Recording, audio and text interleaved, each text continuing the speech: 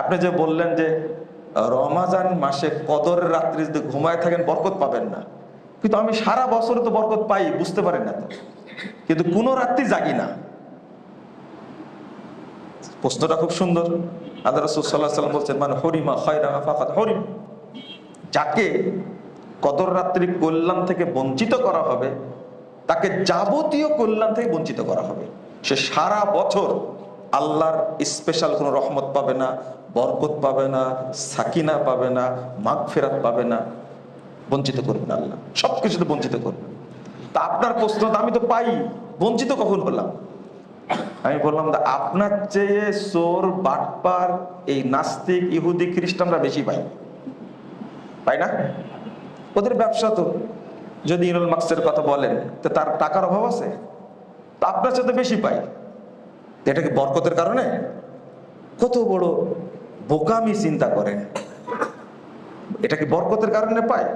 বহু ব্যবসায়ী আছে, তারা তো ব্যবসা বাড়তেই আছে, তাদের টাকা তো কমে না, অথচ সে নাস্তিক। হতেই পারে, নামাজ তো পড়ে না, নাস্তিক বরং, তার তো উন্নতি হচ্ছে। দেখেন, মুমিন ব্যক্তির তুলনা কিসের সাথে? নাউজুবিল্লাহ, সেটা বুঝলে না। এই বরকতটা যে পাচ্ছে না, সে দুনিয়া দেখে চিন্তা করছে। এরপর সুন্দর একটা প্রশ্ন করলাম, পরিবারে কোনো সমস্যা নাই?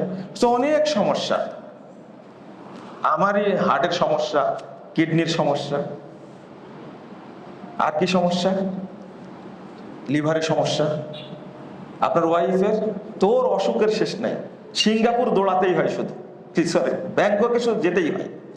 আমি বললাম যে ও বরকত এখন উপলব্ধি করেন নাই, তাহলে আপনি হাজার হাজার কোটি টাকা থাকলেও ওর ভিতরে কোনো শান্তি আছে? ছেলেটার খবর কি?